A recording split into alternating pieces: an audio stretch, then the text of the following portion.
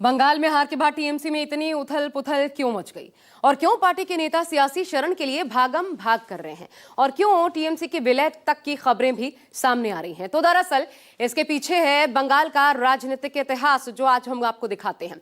दरअसल बंगाल में जो हारा वो वापसी नहीं कर पाया और इसका एक इतिहास है। देखिए, 1977 से कांग्रेस की 1977 में हार हुई, लेकिन इस हार के बाद पार्टी फिर बंगाल में वापसी नहीं कर पाई, जबकि आजादी के बाद से यानी 1947 से लेकर 1977 तक 30 साल तक कांग्रेस का शासन रहा। फिर भी 1977 के बाद पश्चिम बंगाल में 11 विधानसभा चुनाव हुए और हर चुनाव में कांग्रेस की हार हुई। वाम मोर्चे के 34 साल के शासन के दौरान भी कांग्रेस सभी 7 चुनाव हार गई और कभी पूर्ण बहुमत हासिल नहीं कर पाई। एक तरह से बंगाल से कांग्रेस का सफाया हो गया। फिर 2011 लेफ्ट की हार हुई, अब तक वापसी नहीं हो पाई। 2011 के बाद 4 विधानसभा चुनाव हुए हैं, चारों में लेफ्ट चारों खाने चित हो गई।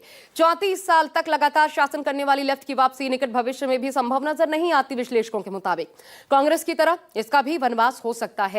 और अब है 2026, टीएमसी की अप्रत्याशित और जबरदस्त हार। अब सवाल है कि आगे क्या? दरअसल यही असल कारण है टीएमसी में टूट की जो वजह है। इसी राजनीतिक इतिहास का डर है। पार्टी नेताओं को लगता है अब वो शायद ही बंगाल की सत्ता में वापसी कर पाए और इसलिए पार्टी के भीतर 2 गुट सियासी शरण ढूंढ रहे हैं। एक बीजेपी की तरफ है, दूसरा कांग्रेस की तरफ। बहरहाल, और आगे बढ़ने से पहले नजर इस वक्त की सुर्खियों पर डाल लेते हैं।